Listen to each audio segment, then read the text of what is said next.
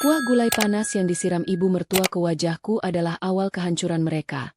Tapi yang membuat hidup mereka benar-benar hancur adalah satu panggilan telepon dariku yang mengubah segalanya menjadi kenangan terburuk seumur hidup.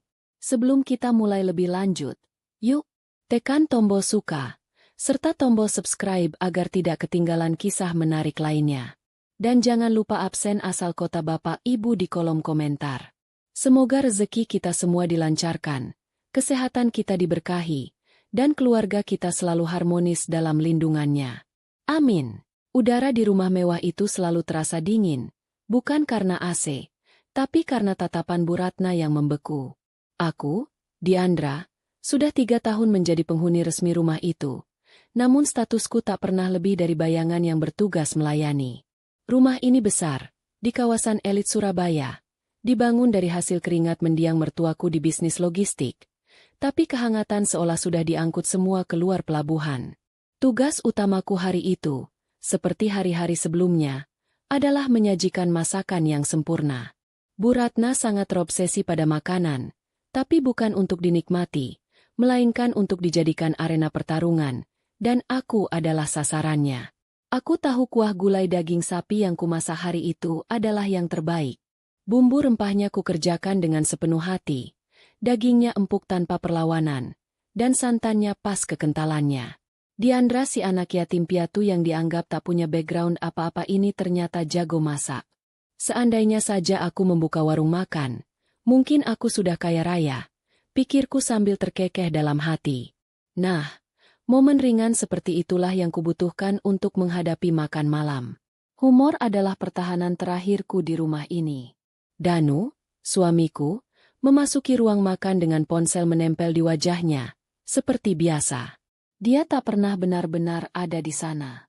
Baginya, aku hanyalah perabot rumah tangga yang bisa bernapas, pelayan yang bisa memberinya warisan dan nama baik di mata ibunya. Danu ini manajer di kantor, tapi otaknya tumpul. Ia tak pernah tahu, bahkan tak pernah mau tahu, betapa rumitnya logistik perusahaan yang ia kelola itu.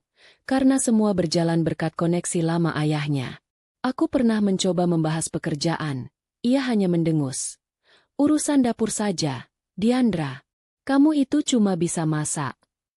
Baik, kalau begitu, urusan dapur akan kuberikan yang terbaik hari ini. Bu Ratna duduk di kursi kepala meja, dengan aura layaknya seorang ratu yang siap mengeksekusi. Ia membetulkan kalung mutiaranya. Lalu mulai mengambil sesendok kuah gulai. Aku menahan napas. Jantungku berdebar tak karuan. Padahal aku sudah berkali-kali melewati adegan ini. Drama Bu Ratna selalu dimulai dengan keheningan mencekam. Kuah gulai yang mengepul harum itu seharusnya membuat perut keroncongan, bukan membuat bulu kuduk berdiri. Hambar. Suara melengking itu memecah keheningan, menusuk telingaku bagai bor listrik. Astaga! Hambar lagi. Aku ingin sekali mengeluarkan bumbu rempahku dan berteriak. Tolong tunjukkan pada saya, Nyonya besar, di mana letak kehambaran 15 bumbu rempah ini. Tapi aku hanya menunduk, meremas ujung gamisku. Bu Ratna selalu punya 1000 cara untuk menjatuhkanku. Semalam dibilang keasinan, kemarin dibilang kemanisan, hari ini hambar. Aku mulai curiga. Mungkin lidah Bu Ratna sudah terlanjur mati rasa karena terlalu sering mengonsumsi kebohongan dan kesombongan. Kali ini, drama Bu Ratna terasa lebih dingin, lebih keji. Ia tidak hanya memaki. Ia menuduhku sengaja ingin meracuninya. Aku mendongak, mencoba membela diri dengan suara gemetar, menjelaskan semua proses memasak yang sesuai resepnya. Pembelaan itu, tentu saja, hanya menyiram bensin ke api amarah palsunya. Wajahnya memerah padam. Ia berdiri dari kursinya. Aku tahu apa yang akan terjadi. Lalu, itu terjadi. Tanpa aba-aba, Bu Ratna mengambil mangkuk kuah gulai panas itu dan menyiramkannya tepat ke wajahku. Waktu seolah berhenti. Kuah kental berwarna kuning kemerahan itu menghantam kulitku dengan telak. Rasa panas yang membakar menjalar dari pipiku hingga ke leher. Santan berminyak itu menetes dari hijabku, membasahi gamisku yang lusuh. Aku menjerit, refleks menutupi wajahku dengan kedua tangan. Air mata tumpah bukan hanya karena perih, tapi juga karena penghinaan yang meremukkan martabatku. Di sela-sela jeritanku, aku mendengar tawa Bu Ratna yang dingin dan kejam. Kau pantas mendapatkan ini, serunya, puas, sambil kembali duduk tenang. Ia mengambil tisu mahal, mengelap tangannya seolah baru saja menyentuh kotoran. Rasa panas ini akan mengajarkanmu cara memasak yang benar. Tambahnya dengan nada datar. Betapa ironisnya. Ia menggunakan masakan terbaikku untuk membakarku. Aku menoleh ke arah Danu, memohon belas kasihan, berharap ia melakukan sesuatu yang manusiawi. Setidaknya ambilkan air dingin, tegur ibunya, atau pura-pura khawatir. Tapi harapanku hancur berkeping-keping. Danu hanya mendongak sebentar dari ponselnya, melihat wajahku yang memerah dan melepuh. Ia mendengus kesal, seperti aku ini hanya serangga pengganggu. Mampus kamu. Kamu yang salah. Jangan drama, deh. Jangan salahkan ibuku. Ia hanya memberimu pelajaran, katanya bosan, lalu kembali ke layar ponselnya.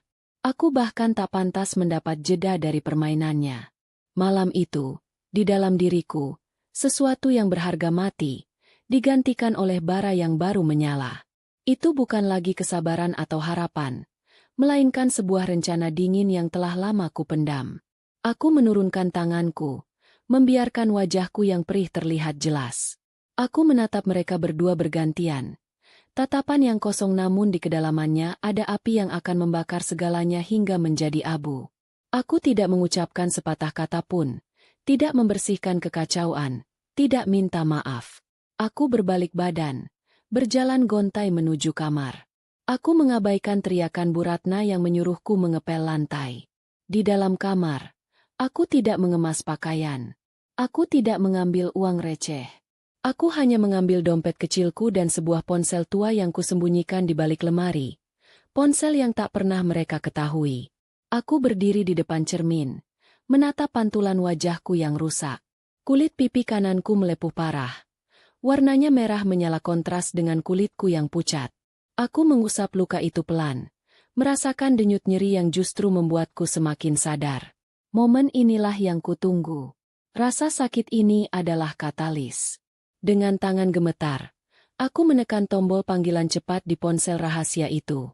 Hanya satu kali nada sambung. Panggilan itu langsung diangkat. Ya, Diandra. Perintah apa malam ini?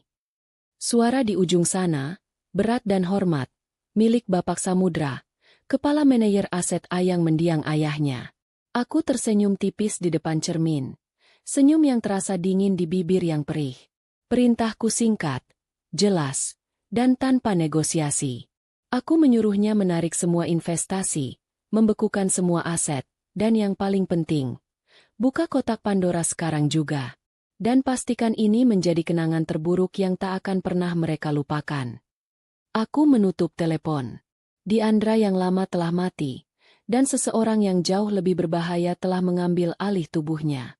Aku keluar dari kamar, keluar dari rumah mewah itu, berjalan menembus malam yang dingin. Aku tak menoleh ke belakang, karena tidak ada lagi yang tersisa di sana untuk kusesali. Ketenangan di ruang makan itu kembali mencekam, bahkan setelah aku pergi. Bu Ratna masih menggerutu, menyuruh pelayan harian yang bekerja paruh waktu untuk membersihkan tumpahan gulai. Ia menganggap kepergianku hanya drama murahan. Di benak mereka berdua, aku akan kembali besok pagi, menangis memohon ampunan, dan mencium kaki Bu Ratna agar diizinkan masuk lagi. Mana mungkin si gadis kampung sebatang kara tanpa pendidikan tinggi sepertiku bisa bertahan di luar sana? Mereka tidak tahu bahwa Diandra yang baru saja keluar dari rumah itu bukanlah Intan yang lama.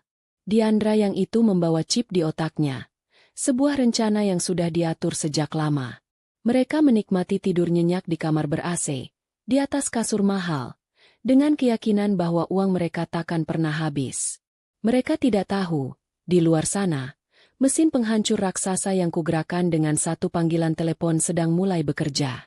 Roda-roda nasib berputar, siap melindas kesombongan mereka. Pagi hari dimulai dengan kejutan paling mendasar. Kemewahan mereka lumpuh. Bu Ratna terbangun karena kegerahan. Ia mengira AC-nya rusak. Padahal listrik seluruh rumah memang sudah kuperintahkan untuk diputus dari meteran utama. Ia berteriak memanggilku untuk memeriksa sekring. Astaga, betapa lucunya orang sombong yang terbiasa dilayani. Mereka bahkan tak tahu letak sekring di rumah sendiri. Tentu saja, tidak ada jawaban. Aku membayangkan wajah Bu Ratna saat ia mencoba menyalakan lampu kamarnya dan tidak ada reaksi. Itu adalah jeda humor yang paling aku nikmati. Bu Ratna, si sosialita yang kulitnya sangat sensitif, harus merasakan gerahnya udara Surabaya tanpa bantuan teknologi. Biar dia tahu, hidup ini tidak selalu sejuk dan nyaman. Tak lama kemudian, Danu keluar dari kamar, rambut acak-acakan, mengomel karena ponselnya tidak terisi semalaman.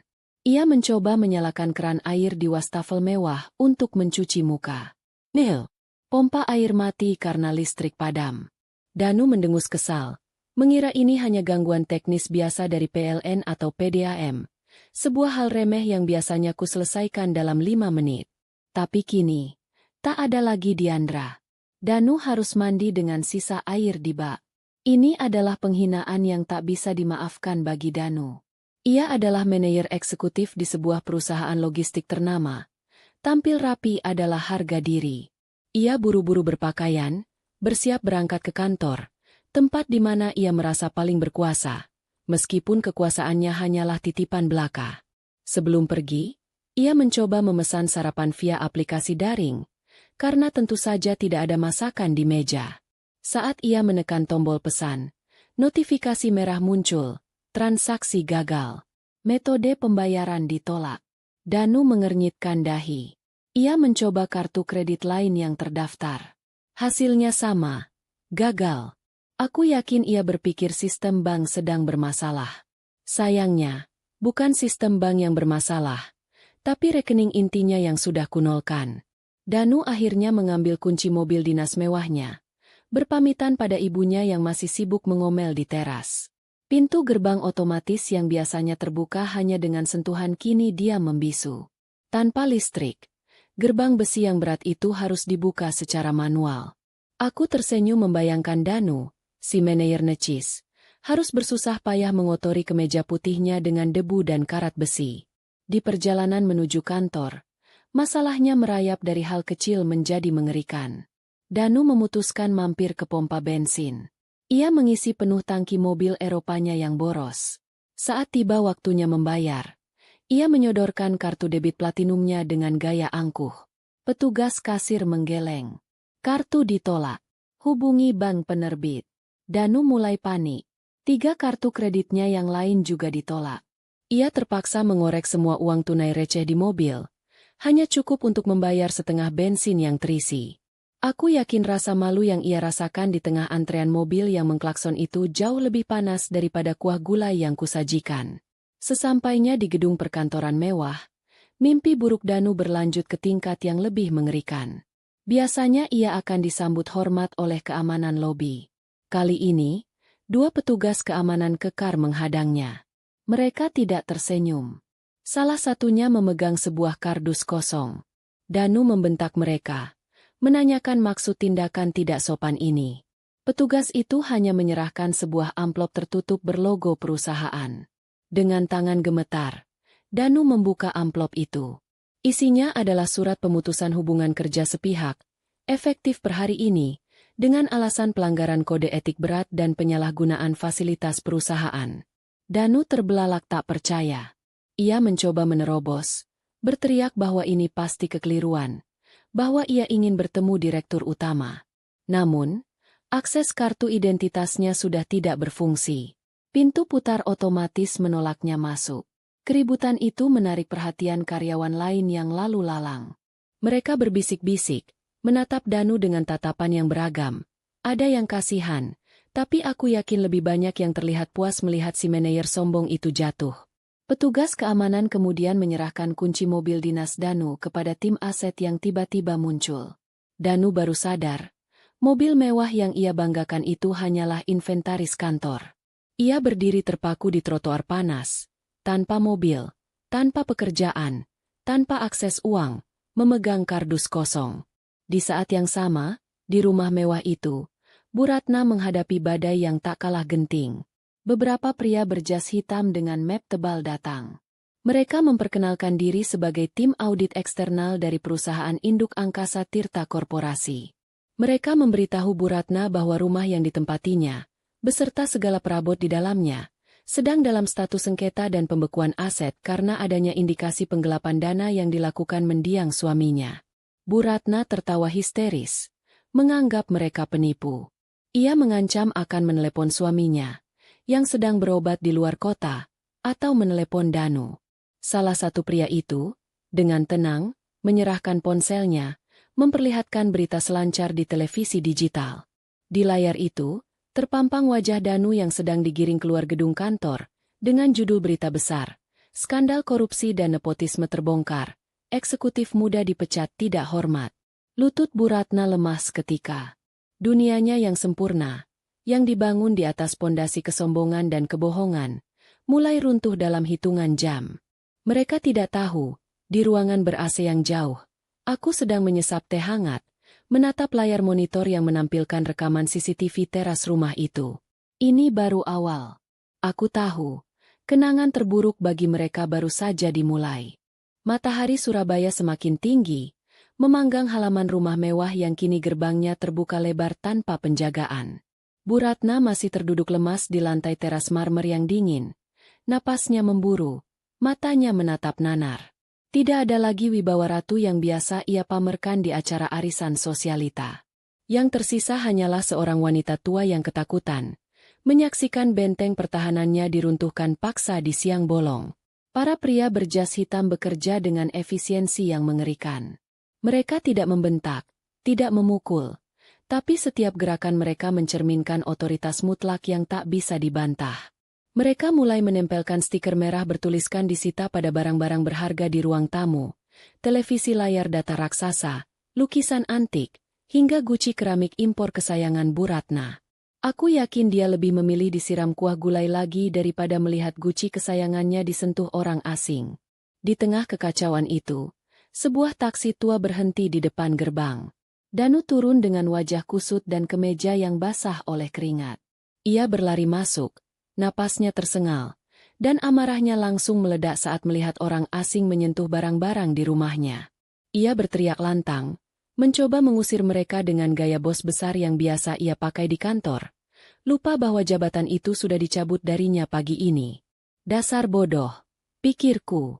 Danu mencengkeram keras salah satu petugas audit, mengancam akan memanggil polisi karena tuduhan perampokan. Petugas yang dicengkeramnya tidak gentar sedikit pun. Dengan tenang, pria itu menepis tangan Danu dan menyodorkan sebuah map tebal berisi dokumen legal yang lengkap. Pria itu menjelaskan bahwa semua aset ini, rumah, perabotan, hingga kendaraan, terdaftar atas nama perusahaan yang saham mayoritasnya baru saja berpindah tangan, dan pemilik baru telah memerintahkan likuidasi aset untuk menutupi kerugian. Aku membayangkan Danu membaca deretan angka utang dan bukti manipulasi keuangan yang selama ini disembunyikan mendiang ayahnya. Danu terdiam kaku. Ia baru sadar, rumah ini bukan milik mereka sepenuhnya, melainkan aset perusahaan yang dipinjamkan, dan kini ditarik kembali. Danu menoleh ke arah Bu Ratna, meminta penjelasan, tapi ibunya hanya bisa menangis histeris. Dia menyalahkan nasib, menyalahkan saingan bisnis, menyalahkan semua orang kecuali dirinya sendiri. Situasi semakin memanas ketika tim eksekutor mulai mengangkat sofa kulit dari ruang tengah. Bu Ratna yang tidak terima mengamuk, mencoba menghalangi mereka dengan merentangkan tangan, menjerit-jerit mengatakan bahwa sofa itu diimpor khusus dari Italia. Ini adalah jeda humor yang menyedihkan. Seorang wanita sombong kehilangan akal hanya karena sofa. Salah satu petugas dengan tatapan dingin berkata bahwa Bu Ratna dan Danu memiliki waktu tepat 24 jam untuk mengemasi barang-barang pribadi mereka. Setelah itu, kunci rumah akan diganti dan akses ditutup total.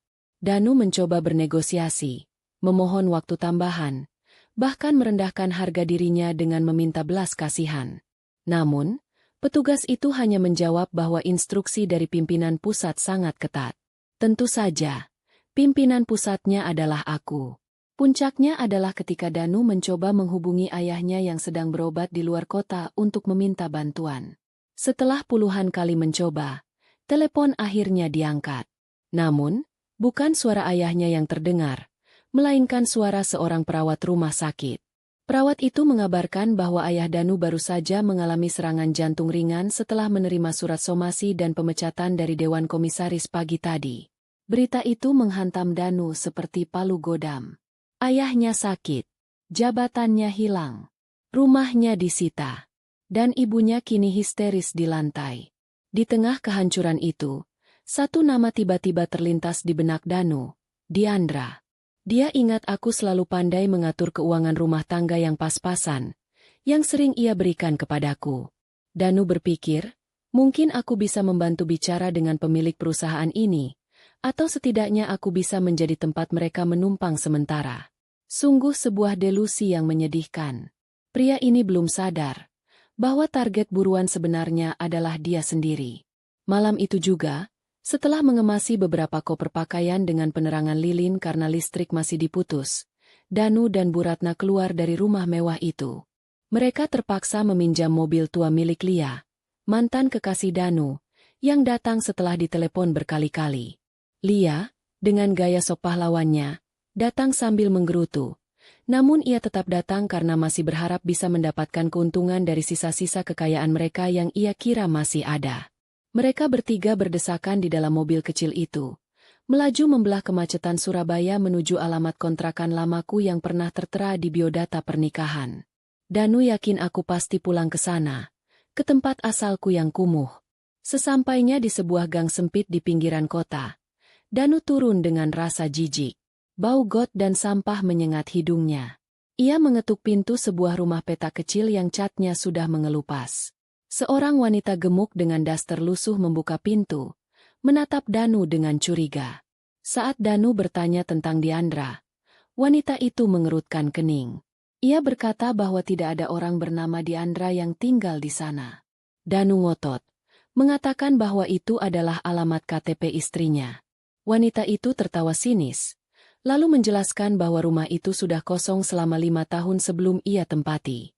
Namun, seorang tukang ojek yang sedang mangkal di dekat situ menyela. Ia bilang ia pernah melihat wanita dengan ciri-ciri seperti turun dari sebuah sedan hitam mewah di ujung gang, hanya untuk mengambil surat di kotak pos umum, lalu pergi lagi. Informasi itu membuat Danu bingung. Mobil mewah? Aku bahkan tidak bisa menyetir. Dan aku tidak punya uang. Lia yang mendengarkan dari dalam mobil mulai memanas-manasi, berbisik bahwa mungkin aku selama ini menjadi simpanan orang kaya, dan itulah sebabnya aku tidak pernah melawan saat disiksa Bu Ratna, karena aku punya pelarian lain. Bu Ratna langsung menyambar teori itu dengan semangat. Matanya berbinar penuh kebencian. Fitnah itu membuat mereka merasa sedikit lebih baik, seolah kemalangan mereka adalah akibat kejahatanku, bukan karma mereka sendiri. Mereka memutuskan untuk mencari jejak lain. Danu teringat bahwa aku pernah meninggalkan sebuah buku catatan kecil di laci dapur. Buku yang sering kupakai untuk mencatat resep. Mereka kembali ke rumah yang gelap gulita itu, menyelinap masuk seperti maling di rumah sendiri. Dengan bantuan senter ponsel, Danu mengobrak-abrik laci dapur yang berantakan. Di sudut paling belakang, di bawah tumpukan kertas koran alas laci, ia menemukan bukan buku resep, melainkan sebuah amplop coklat tebal yang tertinggal, atau sengaja kutinggalkan. Danu membukanya dengan tangan gemetar. Di dalamnya tidak ada uang, melainkan tumpukan fotokopi dokumen perusahaan. Danu menyalakan senter ponselnya lebih terang. Matanya membelalak membaca judul dokumen itu. Laporan Audit Internal PT Pelayaran Dirgantara, Rahasia. Di setiap halaman terdapat catatan kaki dengan tulisan tangan rapi yang sangat ia kenali. Tulisan tanganku. Tulisan itu berisi analisis tajam tentang aliran dana yang dikorupsi oleh Bu Ratna untuk membeli perhiasan mewah dan perjalanan liburan. Di halaman terakhir, terdapat sebuah tanda tangan otorisasi audit yang membuat jantung Danu berhenti berdetak sesaat. Di sana tertulis, Diandra Angkasa, Lead Forensic Auditor. Nama belakang Angkasa membuat Lia yang mengintip dari balik bahu Danu terpekik kaget. Lia tahu nama itu. Angkasa adalah nama keluarga konglomerat logistik yang baru saja mengakuisisi perusahaan tempat Danu bekerja. Potongan teka-teki itu mulai tersusun membentuk sebuah gambar yang mengerikan. Aku bukanlah gadis yatim piatu miskin dari kampung. Aku adalah putri dari pemilik kekaisaran bisnis yang bisa membeli harga diri Danu dan Bu Ratna hanya dengan uang receh mereka. Dan selama 3 tahun ini, aku bukan sedang mengabdi, melainkan sedang mengumpulkan bukti. Danu merosot ke lantai dapur yang kotor. Dokumen itu terlepas dari tangannya. Rasa takut yang amat sangat mulai merayap naik ke tenggorokannya. Ia baru sadar bahwa wanita yang ia sebut drama dan lelet semalam adalah predator puncak yang sedang bermain-main dengan mangsanya sebelum menerkam. Dan kini, permainan itu sudah selesai. Udara di apartemen sempit milik Lia malam itu terasa pengap, bercampur dengan bau ketakutan dan parfum murah yang menyengat. Bu Ratna yang biasanya cerewet kini diam 1000 bahasa. Wajahnya pucat pasi membayangkan siapa sebenarnya yang ia siram kuah gulai panas. Tapi kesombongan itu memang sulit mati. Ia hanya tertunda, tidak hilang. Lia, yang selalu punya ide licik, tiba-tiba memecah keheningan. Ia berkata bahwa jika aku benar-benar orang kaya dari klan angkasa, mereka masih bisa memeras. Mereka bisa menggunakan status istri sah dan isu penelantaran suami untuk menuntut harta Gonogini. Lia, dengan otak kriminalnya, merencanakan untuk memutarbalikkan fakta di media, menjadikan aku sebagai istri durhaka yang meninggalkan suami saat ia sedang susah. Aku yakin ini adalah jeda konyol yang mereka butuhkan untuk merasa lebih baik. Bayangkan, mereka baru saja sadar siapa musuh mereka, tapi alih-alih menyerah, mereka malah memutuskan untuk melawan balik dengan senjata paling lemah, drama media sosial. Danu dan Bu Ratna, yang sudah kehilangan akal sehat, mengangguk setuju. Mereka tidak tahu, langkah bodoh yang akan mereka ambil ini justru sudah kutunggu sebagai umpan terakhir. Keesokan paginya, mereka memulai sandiwara terakhir mereka. Lia bersemangat menjelaskan rencana yang telah ia matangkan semalaman. Mereka akan membuat video pengakuan sedih untuk disebarkan di media sosial. Bu Ratna akan berperan sebagai mertua malang yang diusir oleh menantu durhaka. Mereka akan menuduhku berselingkuh dengan pria kaya dan meninggalkan Danu yang sedang sakit. Mereka mulai merekam dengan persiapan seadanya. Bu Ratna, yang memang berbakat dalam drama, menangis terseduh-seduh di depan kamera ponsel Lia. Ia mengarang cerita tentang betapa ia menyayangiku, namun dibalas dengan pengkhianatan. Danu duduk di samping ibunya, wajah tertunduk lesu, memainkan peran suami terzalimi. Lia bertindak sebagai sutradara, membumbui cerita dengan kata-kata provokatif. Setelah video selesai diedit kasar, Lia menekan tombol unggah ke berbagai platform media sosial. Dia tersenyum puas, membayangkan uang akan segera mengalir. Mereka duduk, menunggu reaksi publik, yakin bahwa simpati akan berdatangan. Namun, semesta punya kejutan lain. Pagi itu, saat Lia menyalakan televisi untuk mencari hiburan sembari menunggu viralnya video mereka, sebuah siaran langsung berita bisnis muncul di semua stasiun televisi nasional. Judul berita besar terpampang di bagian bawah layar. Akuisisi raksasa. Angkasa Tirta Korporasi ambil alih seluruh saham pelayaran Dirgantara. Danu terpaku menatap layar. Di podium konferensi pers yang megah, berdiri sosok wanita yang sangat ia kenal, namun terasa begitu asing. Itu aku. Tapi itu bukan Diandra yang biasa memakai daster lusuh dan berbau bumbu dapur. Diandra di layar kaca mengenakan setelan blazer abu-abu yang membalut tubuhku dengan elegan. Hijabku tertata rapi dengan gaya modern, dan wajahku memancarkan aura kekuasaan yang mengintimidasi. Jantung Danu seolah berhenti berdetak saat kamera menyorot wajahku secara close-up. Di pipi kananku, terlihat jelas bekas luka bakar kemerahan akibat siraman kuah gulai, yang belum sepenuhnya pulih. Aku tidak berusaha menutupinya. Aku membiarkan luka itu terlihat, sebagai simbol keberanian. Dengan suara yang tenang, tegas, dan berwibawa, suara yang tidak pernah Danu dengar selama pernikahan kami, aku berbicara kepada para wartawan. Aku mengumumkan perombakan total manajemen perusahaan, pemecatan jajaran direksi lama yang korup, dan komitmenku untuk membersihkan perusahaan dari praktik nepotisme. Setiap kalimatku seolah menampar wajah Danu dan Bu Ratna yang sedang menonton dari apartemen sempit itu. Seorang wartawan bertanya tentang bekas luka di wajahku. Aku tersenyum tipis, senyuman yang penuh misteri namun menusuk. Aku menjawab bahwa luka itu adalah pengingat bagiku tentang betapa panasnya api kejahatan yang harus aku padamkan. Aku kemudian membuat pengakuan yang mengejutkan seluruh negeri. Aku memperkenalkan diriku bukan hanya sebagai pewaris angkasa Tirta Korporasi, tetapi juga sebagai putri dari Buminah. Aku menceritakan kisah ibuku, yang dulu bekerja sebagai asisten rumah tangga dan difitnah, hingga meninggal di penjara oleh keluarga majikannya yang serakah. Aku mendedikasikan akuisisi perusahaan ini sebagai bentuk pemulihan nama baik ibuku. Di apartemen Lia, Bu Ratna menjerit histeris mendengar nama Buminah disebut. Ingatan masa lalu yang ia kubur dalam-dalam kini bangkit mencekiknya. Ia ingat wanita lugu yang ia korbankan demi menutupi utang dan gaya hidupnya 15 tahun lalu. Ternyata gadis kecil yang dulu menangis saat ibunya diseret polisi adalah aku, menantu yang selama ini ia injak-injak. Rasa takut yang amat sangat melumpuhkan Bu Ratna. Video fitnah yang baru saja mereka unggah kini menjadi bumerang mematikan. Kolom komentar di video mereka bukannya berisi simpati, melainkan hujatan massal.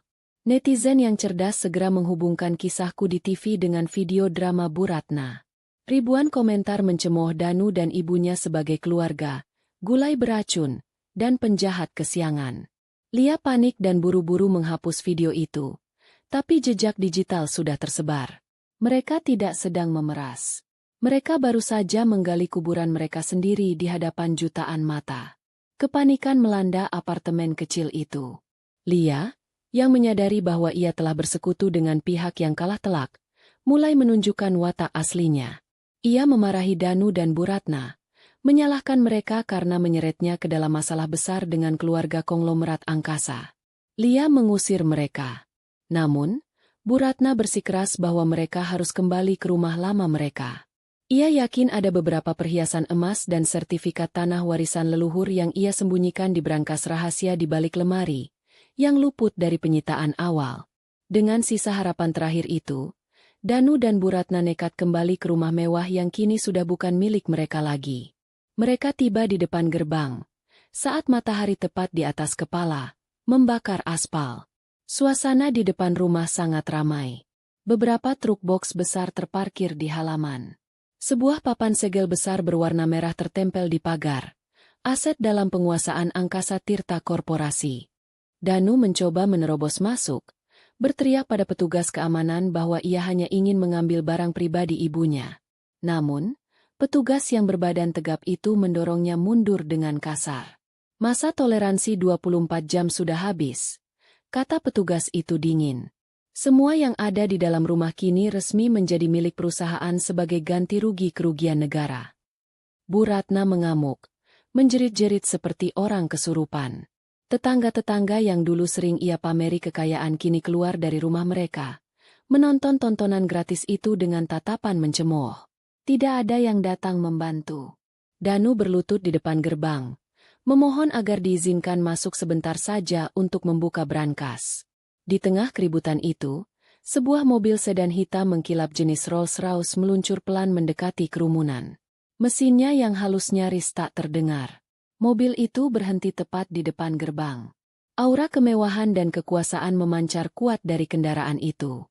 Petugas keamanan membungkuk hormat. Pintu belakang mobil tidak dibuka. Namun kaca jendela perlahan turun, memperlihatkan siapa penumpangnya. Aku duduk di dalam mobil itu. Dingin dan tak tersentuh. Aku mengenakan kacamata hitam besar yang menutupi sebagian wajahku. Danu yang melihatku, sontak berdiri dan berlari mendekat. Ia menempelkan tangannya di pintu mobil, memanggil namaku dengan suara parau, memohon belas kasihan. Aku perlahan melepas kacamata hitamku.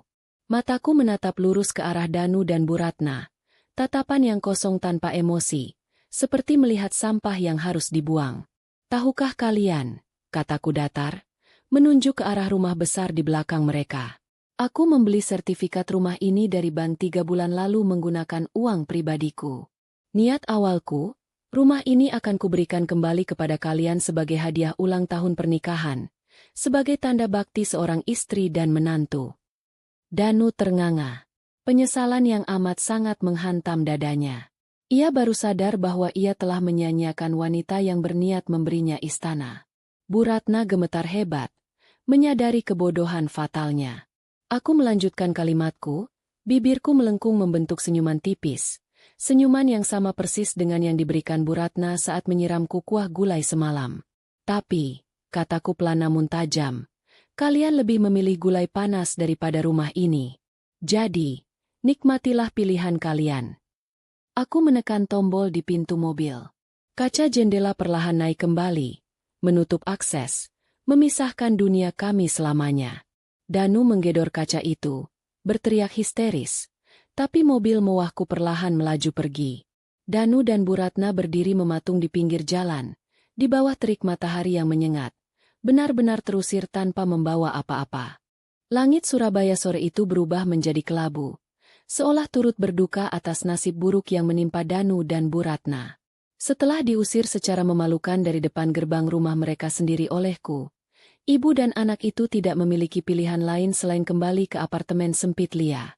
Kaki mereka terasa berat saat melangkah menaiki tangga apartemen kumuh itu, karena lift sedang rusak. Dalam benak Danu, Lia adalah satu-satunya perahu penyelamat yang tersisa. Meskipun Lia tadi sempat marah-marah, Danu yakin ia bisa membujuk mantan kekasihnya itu dengan janji manis bahwa ia akan bangkit lagi suatu hari nanti. Danu itu memang tidak pernah kehabisan delusi. Namun, harapan itu hancur berantakan begitu mereka tiba di depan pintu unit apartemen Lia. Pintu itu sudah terbuka paksa. Engselnya rusak seperti bekas didobrak. Dari dalam ruangan terdengar suara gaduh. Barang-barang dibongkar. Danu dan Bu Ratna bergegas masuk, mengira ada perampok. Pemandangan di dalam membuat darah mereka tersirap. 3 orang polisi berseragam lengkap sedang memborgol kedua tangan Lia ke belakang tubuhnya. Lia meronta-ronta. Wajah cantiknya yang biasa terawat kini berantakan oleh air mata dan maskara yang luntur. Di sekeliling ruangan, beberapa petugas lain sedang menyita laptop, tumpukan berkas, dan beberapa tas bermerek yang ternyata palsu. Danu yang bingung mencoba bertanya kepada salah satu polisi apa yang terjadi. Polisi itu menatap Danu dengan tajam, lalu menjelaskan bahwa Lia ditangkap atas tuduhan penggelapan dana perusahaan, penipuan investasi bodong, dan pemalsuan dokumen keuangan yang merugikan anak perusahaan angkasa Tirta Korporasi senilai miliaran rupiah. Ternyata selama ini Lia bukanlah pengusaha sukses seperti yang ia citrakan. Ia hanyalah penipu ulung yang memutar uang haram, dan salah satu korbannya adalah perusahaan yang kini berada di bawah kendaliku. Aku, yang kini memegang kendali penuh atas semua data perusahaan, telah menyerahkan bukti digital lengkap tentang kejahatan Lia ke kepolisian 1 jam yang lalu. Mendengar itu, Lia berteriak histeris ke arah Danu. Ia meludahi wajah Danu dan memaki-maki dengan kasar. Lia mengungkapkan kebenaran yang menyakitkan, bahwa ia tidak pernah mencintai Danu sedikitpun. Ia mendekati Danu hanya karena ia tahu Danu adalah manajer bodoh yang bisa ia manfaatkan untuk memuluskan aksesnya menggerogoti uang perusahaan.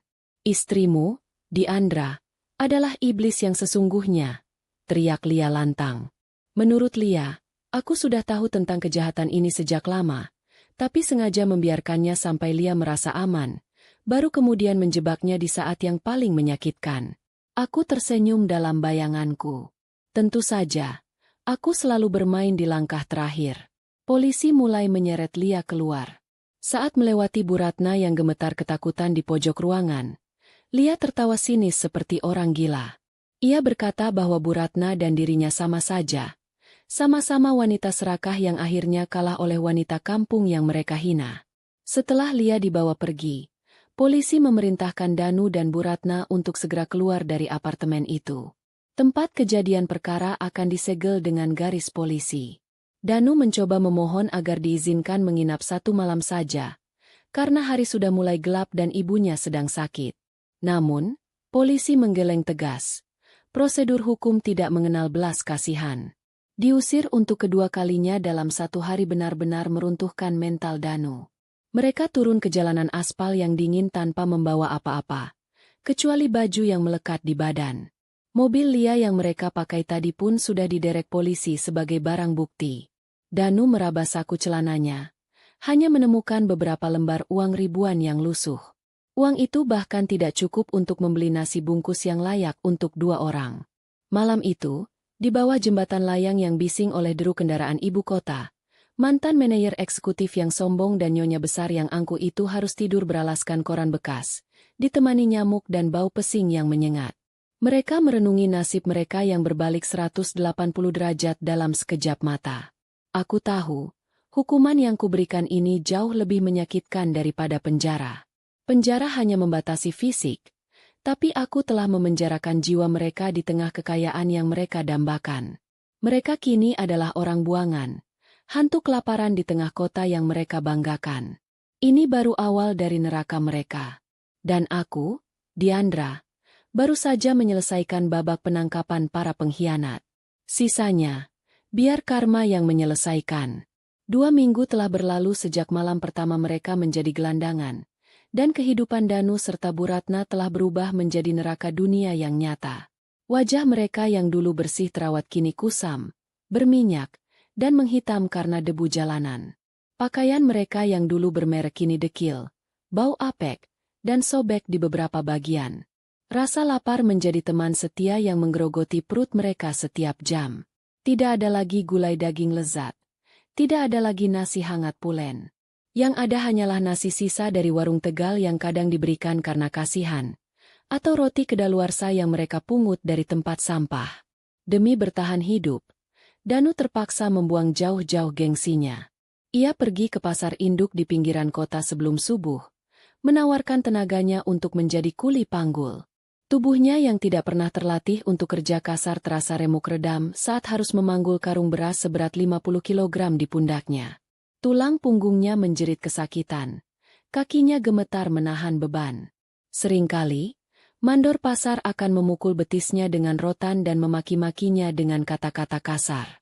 Persis seperti kata-kata yang dulu sering Danu ucapkan padaku saat aku terlambat membawakan kopi.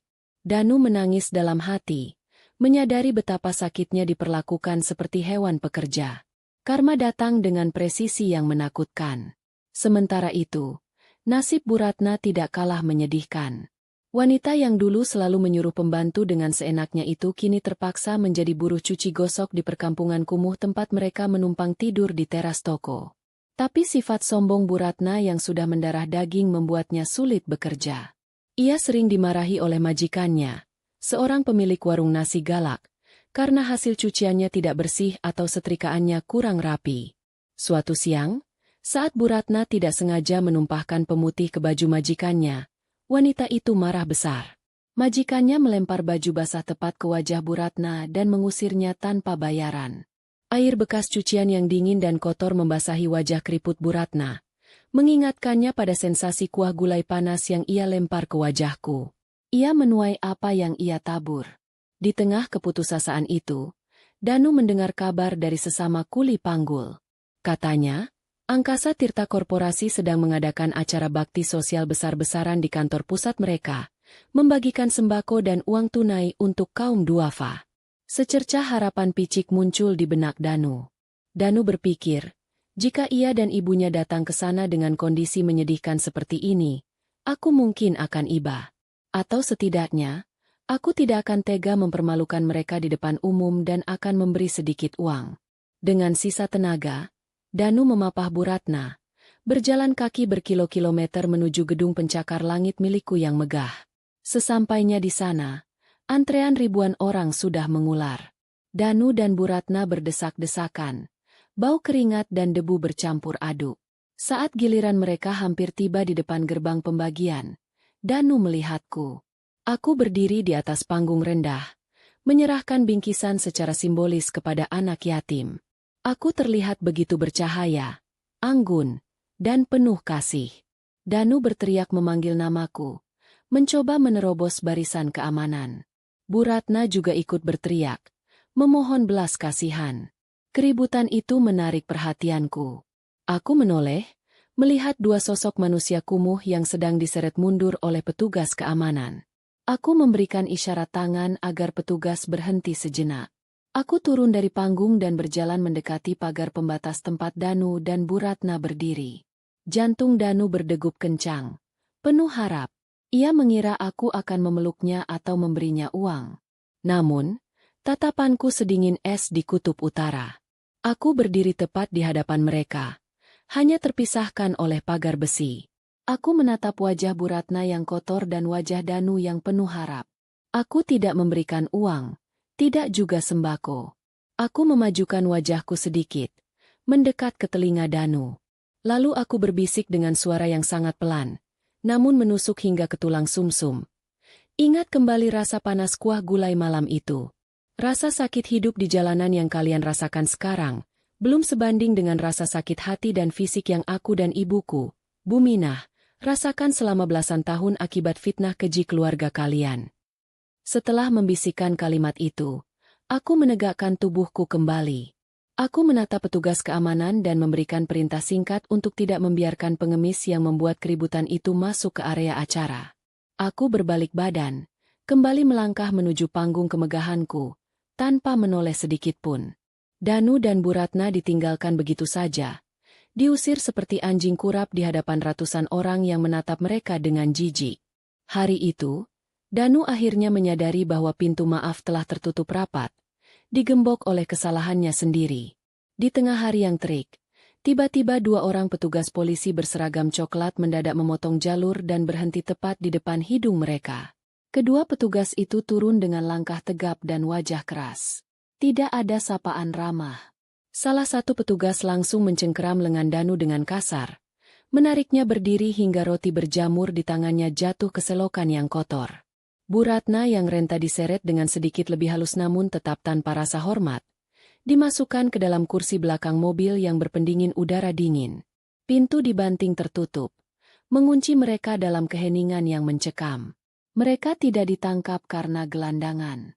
Mereka dibawa menuju markas kepolisian pusat.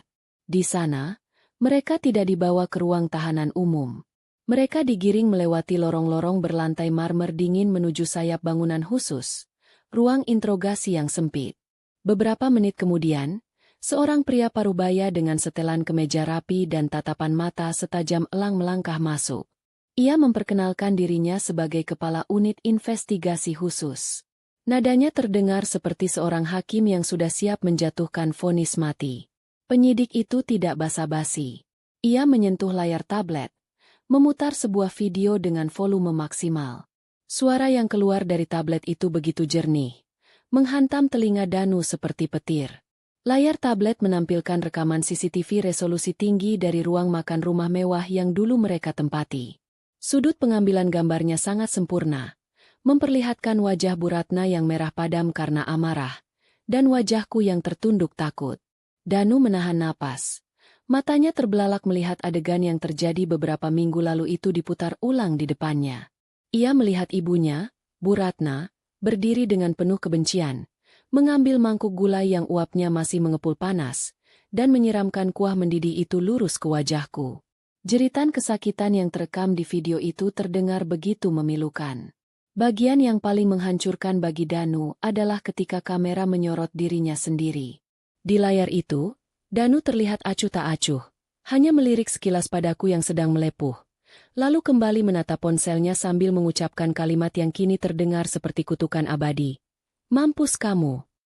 Kamu yang salah. Jangan drama, deh. Penyidik itu mematikan video tepat setelah kalimat itu terucap, membiarkan keheningan yang berat menggantung di ruangan.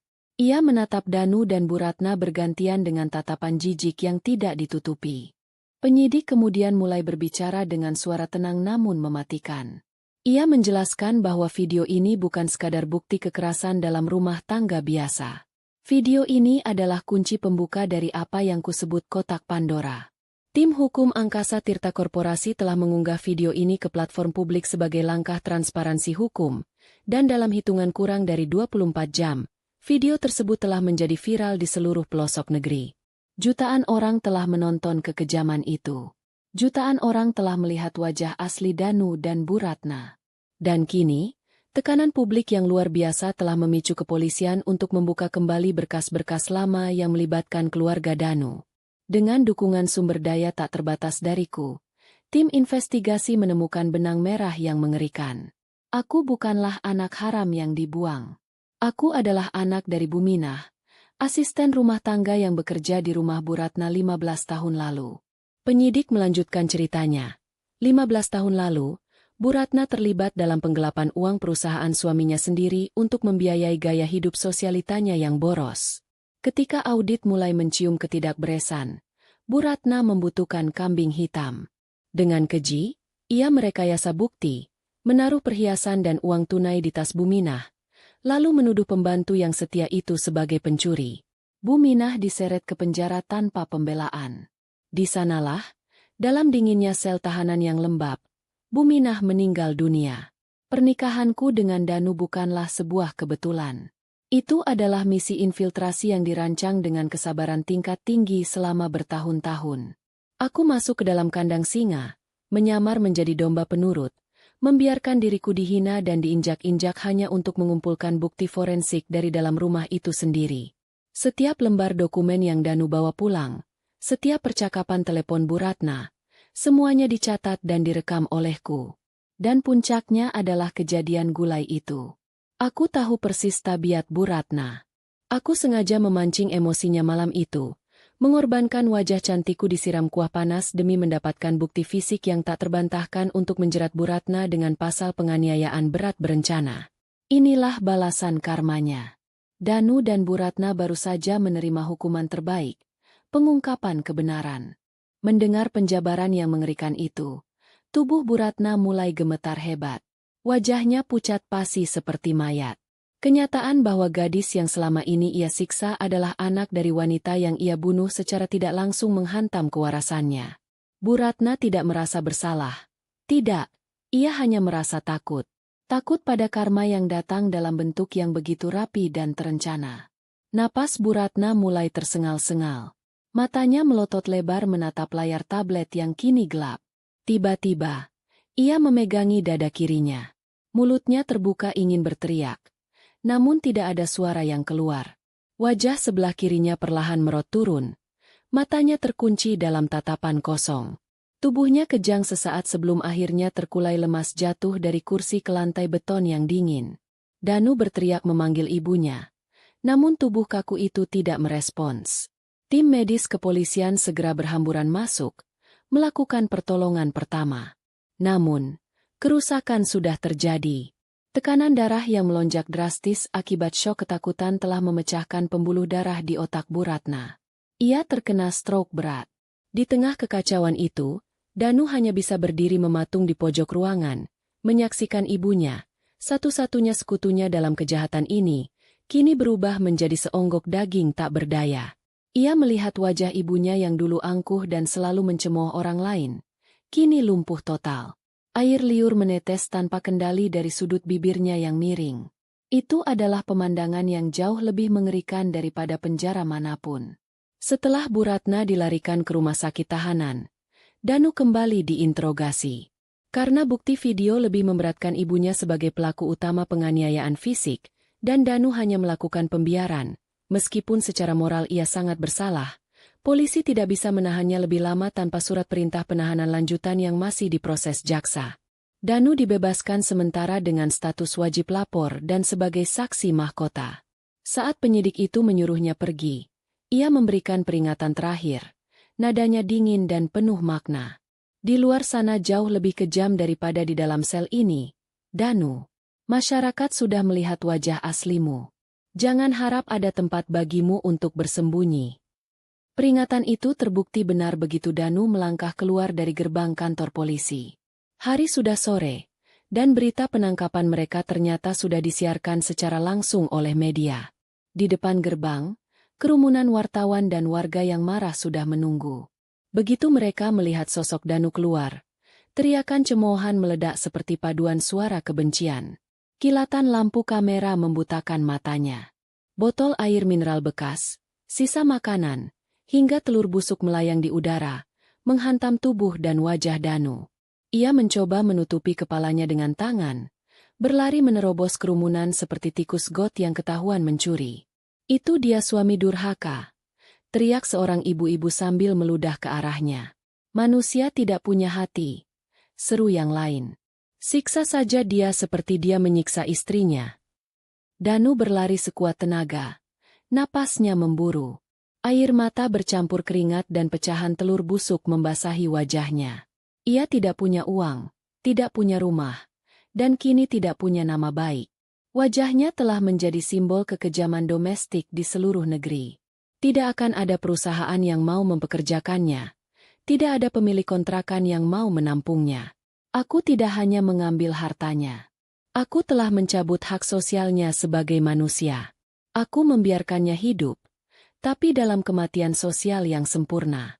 Di sebuah gang gelap yang sepi, jauh dari kejaran massa, Danu akhirnya ambruk di samping tumpukan sampah. Ia menangis meraung-raung, memukul-mukul tanah yang keras, menyadari bahwa misteri terakhir telah terungkap. Hukuman terberat bukanlah penjara besi, melainkan penjara dunia yang diciptakan oleh dosa-dosanya sendiri. Aku tahu, ia kini akan menjadi gelandangan paling terkenal di Surabaya. Dan itu adalah keadilan yang paling manis. 2 tahun waktu yang terasa seperti kedipan mata bagi orang yang bahagia, namun terasa seperti abad yang merangkak lambat bagi mereka yang menderita. Selama 2 tahun itu, Surabaya terus berputar dengan dinamikanya yang kejam. Gedung-gedung pencakar langit baru bermunculan, mode berganti, dan orang-orang sibuk mengejar mimpi. Namun bagi Danu, waktu seolah berhenti di titik terendah kehidupannya. Ia dan ibunya telah menjadi bagian permanen dari lanskap kumuh ibu kota, menjadi hantu hidup yang dihindari oleh pejalan kaki yang lewat. Fisik Danu telah berubah drastis. Pria yang dulunya bangga dengan setelan jas mahal dan rambut tertata rapi itu kini nyaris tak bisa dikenali. Tubuhnya kurus kering hingga tulang rusuknya menonjol di balik kaos oblong yang sudah sobek. Rambutnya panjang, menggumpal, dan penuh kutu. Kulitnya menghitam terbakar matahari dan penuh luka koreng akibat tidur di sembarang tempat yang tidak higienis. Setiap langkahnya disertai rasa sakit dari sendi-sendi yang digerogoti rematik dan malnutrisi. Tapi beban terberat Danu bukanlah kelaparan atau penyakit, melainkan beban di kursi roda butut yang ia dorong setiap hari. Kursi roda itu ia temukan di tempat pembuangan sampah rumah sakit. Rodanya sudah goyang dan berdecit nyaring setiap kali berputar. Di atas kursi roda itulah Bu Ratna menghabiskan sisa hidupnya. Stroke yang menyerangnya 2 tahun lalu telah melumpuhkan separuh tubuhnya secara permanen. Wajah Bu Ratna miring ke kiri. Matanya yang sebelah kiri tidak bisa menutup sempurna sehingga selalu berair dan merah. Ia kehilangan kemampuan bicaranya. Hanya bisa mengeluarkan suara erangan. Yang menyedihkan saat ia lapar atau buang air di celana. Danu, dengan segala kebencian dan penyesalannya, terpaksa menjadi perawat bagi ibunya. Ia yang harus membersihkan kotoran ibunya, menyuapinya dengan makanan sisa, dan melindunginya dari hujan di bawah kolong jembatan. Seringkali, saat malam yang dingin, Danu menatap ibunya dengan tatapan kosong, bertanya-tanya apakah ini bentuk bakti atau kutukan. Suatu sore, Danu berhasil mendapatkan sebungkus nasi sisa yang lumayan bersih dari warung Padang. Ia menyuapi ibunya perlahan. Bu Ratna, meskipun lumpuh, masih punya selera. Ia membuka mulutnya dengan susah payah. Tiba-tiba, Danu teringat masa lalunya. Coba tebak, Bu, bisik Danu sambil tersenyum kecut. Kalau kuah gulai yang kusiram ke wajah di Andra dulu, kira-kira bakal lebih pedas dari kari Padang ini tidak, ya? Bu Ratna hanya bisa mengeluarkan erangan panjang. Matanya yang sehat menatap Danu nanar, seolah berkata, dasar anak bodoh, kau merusak hidup kita gara-gara kuah gulai, dan sekarang kau malah membahasnya? Danu tertawa pelan. Tawa pahit yang memecah kesunyian. Jeda sejenak dari kekejaman nasib mereka. Rasa bersalahnya kini bercampur dengan rasa lelah yang ekstrim. Malam itu, entah dorongan gaib apa yang menuntun langkah kaki Danu yang pincang itu. Ia mendorong kursi roda ibunya menyusuri trotoar jalan protokol yang bersih dan rapi, jauh dari wilayah kekuasaan gelandangan mereka. Mereka tiba di depan sebuah gedung pertemuan super mewah, Grand Ballroom Hotel Bintang 5 yang pagarnya menjulang tinggi dengan ukiran emas. Cahaya lampu sorot menembus langit malam, menciptakan pilar-pilar cahaya yang megah. Deretan mobil mewah, Rolls-Royce, Ferrari, Mercedes-Benz seri terbaru, mengantre masuk, menurunkan tamu-tamu undangan yang berbalut gaun sutra dan jas mahal. Aroma parfum mahal tercium bahkan sampai ke trotoar tempat Danu berdiri, bercampur kontras dengan bau busuk yang menguar dari tubuhnya sendiri. Danu bersembunyi di balik semak-semak hias yang rimbun di dekat gerbang samping, tempat yang agak gelap. Dari sana, ia bisa melihat pemandangan jelas ke arah pelaminan outdoor yang digelar di taman hotel. Ia mengintip di antara celah daun. Di sana, di tengah dekorasi ribuan bunga mawar putih dan lampu kristal yang menggantung di pohon-pohon, berdiri sepasang pengantin yang menjadi pusat perhatian dunia malam itu. Jantung Danu seolah berhenti berdetak saat matanya menangkap sosok pengantin wanita itu. Diandra. Tapi itu bukan Diandra yang ia kenal. Diandra yang ia kenal adalah wanita yang selalu menunduk, memakai gamis lusuh, dan berbau bumbu dapur. Diandra yang berdiri di sana adalah definisi dari kecantikan yang sempurna. Kulit wajahnya bersinar sehat, mulus tanpa jejak luka sedikit pun. Rupanya, teknologi medis canggih dan perawatan terbaik telah menghapus bekas luka bakar akibat gulai panas itu, mengembalikan kecantikannya bahkan lebih memukau dari sebelumnya. Diandra mengenakan gaun pengantin putih bersih, bertabur kristal yang berkilauan setiap kali ia bergerak. Hijabnya ditata sederhana namun elegan, dihiasi tiara kecil yang membuatnya tampak seperti ratu dari negeri dongeng. Di samping Diandra berdiri seorang pria yang membuat Danu merasa sekecil butiran debu. Pria itu tinggi, tegap, dengan wajah tampan yang memancarkan kecerdasan dan kebaikan. Ia adalah Dr. Reza, seorang dokter spesialis bedah saraf ternama yang juga pewaris tunggal jaringan rumah sakit terbesar di Asia.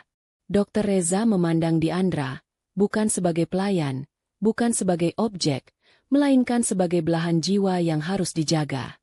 Danu melihat Dr. Reza membisikkan sesuatu ke telinga Diandra, lalu dengan lembut merapikan sedikit ujung hijab Diandra yang tertiup angin. Gestur kecil itu begitu penuh kasih sayang, sesuatu yang tidak pernah Danu lakukan seumur hidupnya pada Diandra. Diandra tertawa. Suara tawanya renyah dan lepas, terbawa angin malam hingga ke telinga Danu. Itu adalah suara tawa kebahagiaan murni, tanpa beban, tanpa rasa takut. Danu meremas pegangan kursi roda ibunya dengan kuat hingga buku-buku jarinya memutih. Rasa sakit yang teramat sangat menghantam dadanya. Bukan cemburu, tapi rasa kehilangan yang absolut. Ia ingat betapa tulusnya aku dulu melayaninya. Aku adalah berlian yang jatuh ke pangkuannya. Namun ia justru menganggapku batu kali dan melemparnya ke lumpur. Kini, orang lain telah memungut berlian itu, menggosoknya hingga berkilau, dan memilikinya dengan bangga. Di kursi rodanya, Bu Ratna juga melihat pemandangan itu. Air mata mengalir deras dari mata tuanya yang buram. Tubuhnya yang lumpuh bergetar hebat. Ia mengenali kemewahan itu. Itu adalah dunia yang dulu ia agung-agungkan. Kini ia hanya bisa menjadi penonton di balik jeruji gerbang, seperti hantu kelaparan yang mengintip surga. Mulutnya yang miring mengeluarkan suara erangan panjang. Ia mencoba memanggil namaku, tapi suara itu tenggelam oleh alunan musik orkestra yang megah. Tepat di tengah pesta, Diandra tiba-tiba berhenti tertawa. Ia merasakan sesuatu. Naluri seorang wanita yang pernah tersakiti kadang memiliki radar yang tajam.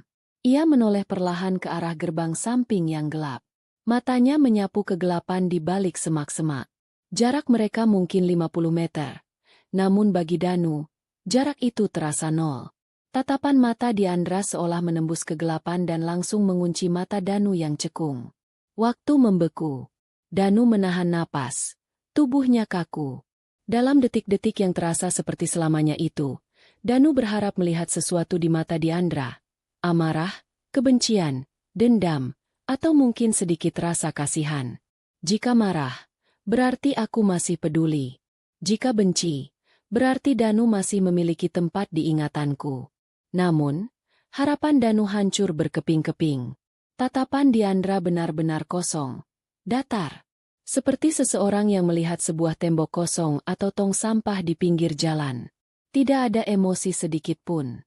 Bagi Diandra, sosok lusuh di balik semak itu bukanlah mantan suami yang pernah ia cintai, bukan juga musuh yang harus ia benci. Mereka hanyalah nothing, ketiadaan, debu yang tidak relevan dengan kehidupannya yang sekarang. Aku telah mencapai tingkat balas dendam tertinggi, ketidakpedulian total. Aku telah menghapus eksistensi mereka dari jiwaku. Dengan tenang, Diandra memalingkan wajahnya kembali ke arah suaminya, Dr. Reza. Ia tersenyum manis, menerima uluran tangan suaminya, dan melangkah menuju lantai dansa. Punggung Diandra yang menjauh adalah pemandangan terakhir yang meruntuhkan sisa-sisa jiwa Danu. Diabaikan ternyata jauh lebih menyakitkan daripada disiksa. Diabaikan berarti kau sudah mati di mata orang itu, meskipun kau masih bernapas. Musik waltz mengalun merdu, mengiringi dansa pengantin yang penuh cinta. Di balik gerbang yang dingin, Danu perlahan memutar kursi roda ibunya. Ia tidak kuat lagi melihat cahaya itu. Kita sudah mati, Bu. Bisik Danu dengan suara parau pada ibunya yang masih menangis. Kita sudah mati sejak malam gulai itu. Kita saja yang lupa dikubur. Mereka menghilang, ditelan kegelapan malam Surabaya, meninggalkan pesta yang terus berlanjut dengan kemegahannya.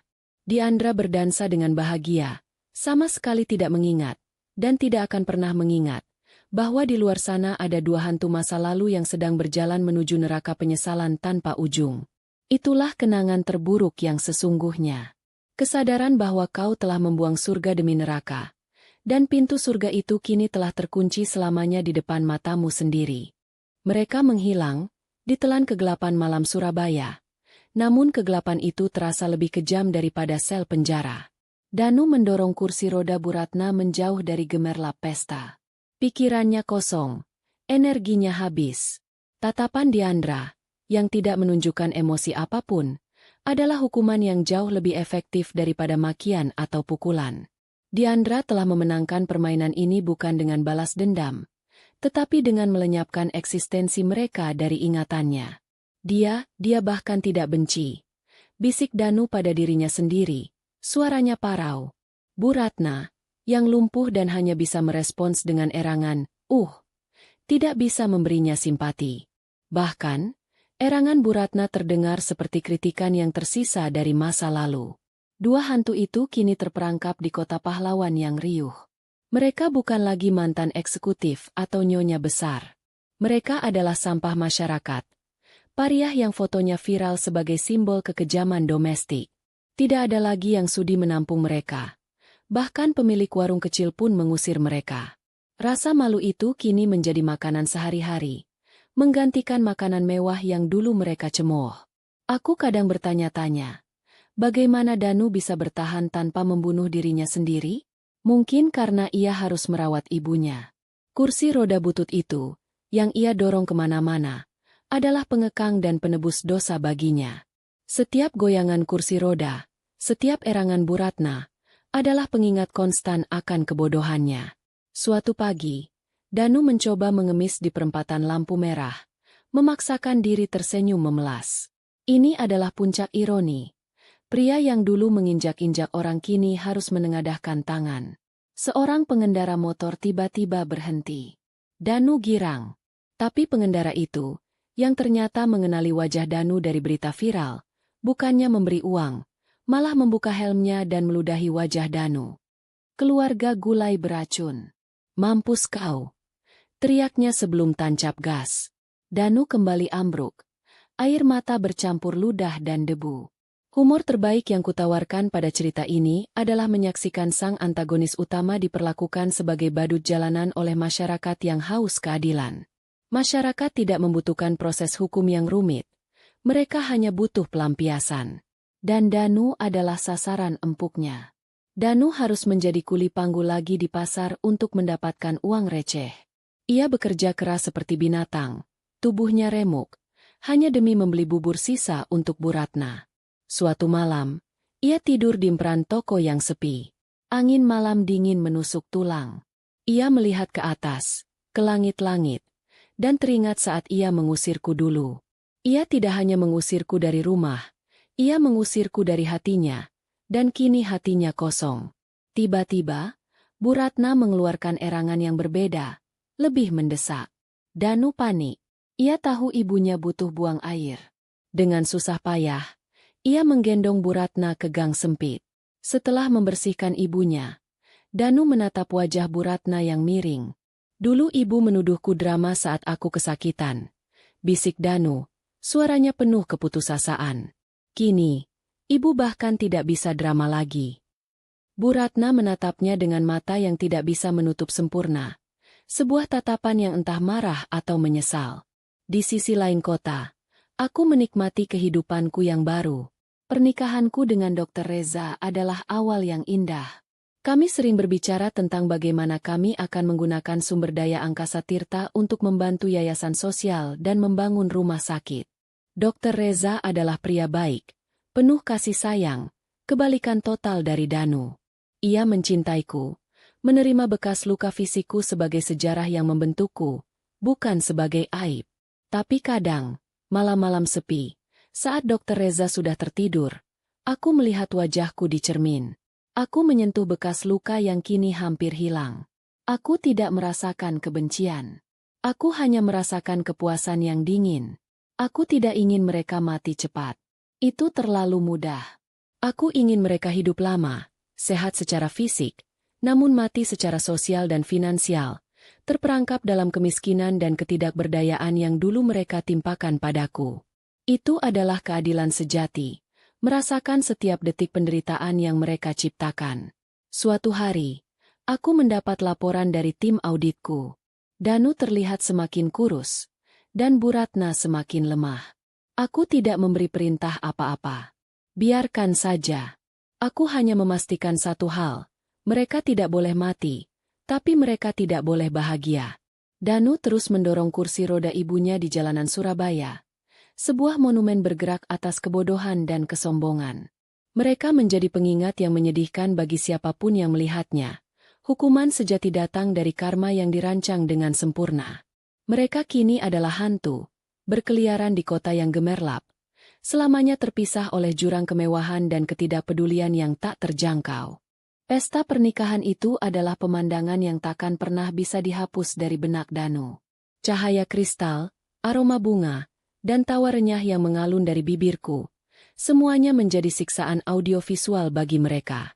Danu mendorong kursi roda Bu Ratna menjauh, kembali menuju kolong jembatan yang bising, tapi kali ini ia membawa sertahan taman kesadaran yang baru.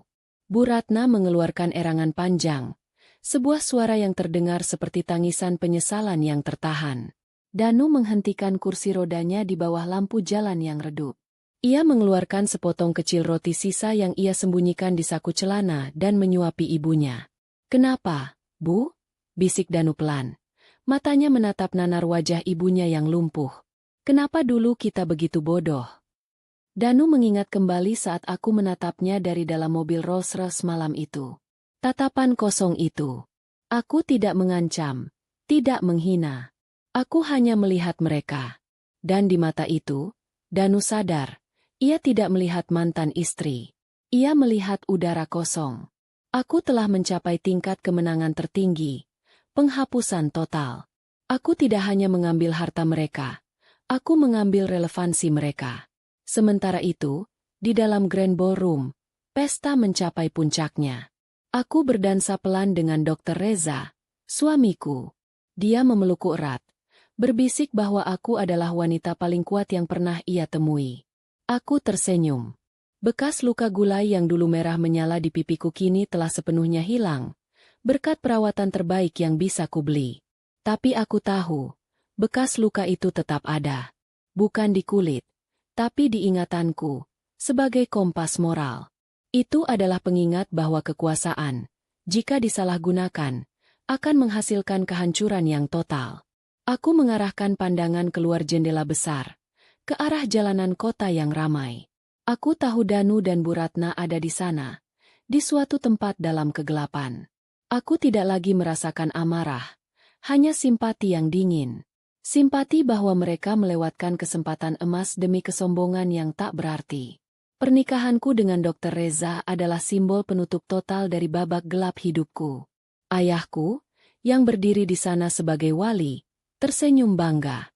Ia memberitahuku bahwa semua urusan hukum dan aset keluarga Danu kini sudah diselesaikan secara tuntas. Mereka tidak lagi memiliki apa-apa, bahkan peluang untuk bangkit. Diandra angkasa yang baru lahir, bebas dari trauma masa lalu. Kembali ke kolong jembatan. Danu tertidur kelelahan, bersandar pada tembok beton yang dingin. Bu Ratna di kursi roda, Matanya yang sebelah masih terbuka, menatap langit-langit yang kotor. Malam itu, di tengah kebisingan knalpot truk dan nyamuk, ia merangkai kembali ingatan terakhirnya yang utuh. Kuah gulai panas, tawa, dan kata-kata kasar Danu. Bu Ratna tidak butuh penjara. Tubuhnya yang lumpuh dan kursi roda butut adalah penjara yang jauh lebih sempurna dan personal. Saat fajar menyingsing, Danu terbangun, menggigil kedinginan. Ia melihat ibunya di kursi roda. Pagi ini, Bu Ratna tidak merespons erangan seperti biasa. Wajahnya tetap miring, matanya setengah terbuka, namun napasnya sudah tidak ada. Bu Ratna telah pergi. Bukan karena disiksa, tapi karena usianya yang renta dan tekanan batin yang tak tertanggungkan. Danu tidak menangis histeris. Ia hanya merasa kebas, kosong, bahkan lega. Penebusan dosanya telah berakhir. Kini, ia sendiri. Diandra Gunawan telah meninggal di ruang interogasi 2 tahun lalu. Kini, Danu harus menghadapi sisa hidupnya sebagai hantu tanpa nama yang mendorong kursi roda kosong, berbekal satu-satunya kenangan terburuk. Kebodohannya memilih kekejaman di atas cinta tulusku. Diandra Angkasa, di sisi lain, memulai hari barunya di kamar mewah dengan pemandangan laut, di samping suami yang penuh kasih. Bekas luka di pipiku memang hilang, tapi cerita ini abadi. Pintu surga itu terkunci selamanya di depan mata mereka. Dan itu adalah penutup yang paling adil.